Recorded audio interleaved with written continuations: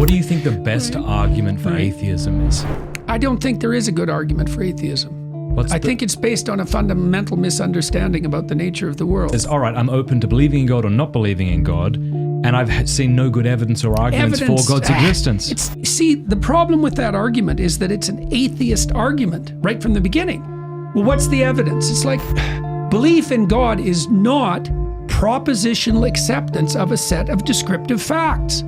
That's not what it is. It's commitment. Right? So what does it mean to follow in the footsteps of Christ? To believe. The religious doctrine is not a scientific theory. It's not something you believe like you believe a description of a set of facts. Okay. It's a mode of being.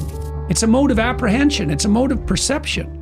It's a mode of action. If God does exist, surely I need some kind of reason to think this isn't just a story I'm telling myself. Conscience.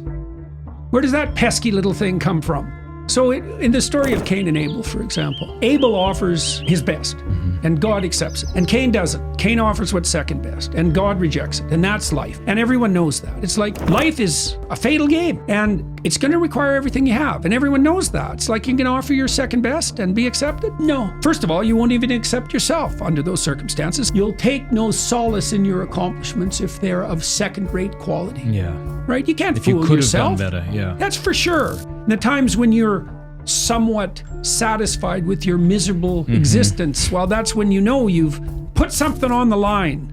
Right. And that's what you're called to do by your wife and by your children and by your community, by your conscience. Well, that's all a reflection of something real. And you might say, well, not transcendentally real. It's like, well, why not? Okay. Why not transcendentally real? Yeah. What do you think? We're made in opposition to the spirit of the natural order?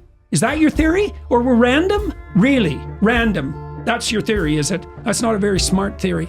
Okay. There's nothing random. There's some random mutation, and even that's not true. You know there's a hierarchy of mutational repair? No. Yeah, well, this has been discovered quite recently. Mutation is random. No, turns out that's not true because mutations that occur to genes that are crucial for survival are repaired with 100% accuracy. There's some room for experimentation out in the margins, but not at the center, just like in life itself. It's like, and whatever shaped us isn't random. The mutation process, part of it is random. And I suppose we capitalize on chance, but as an explanation for the nature of being itself, it's like, no one knows how life arose. No one knows anything about consciousness. Yeah. Not the least. It's a byproduct of neural activity. It's why isn't your solar plexus conscious then? Yeah.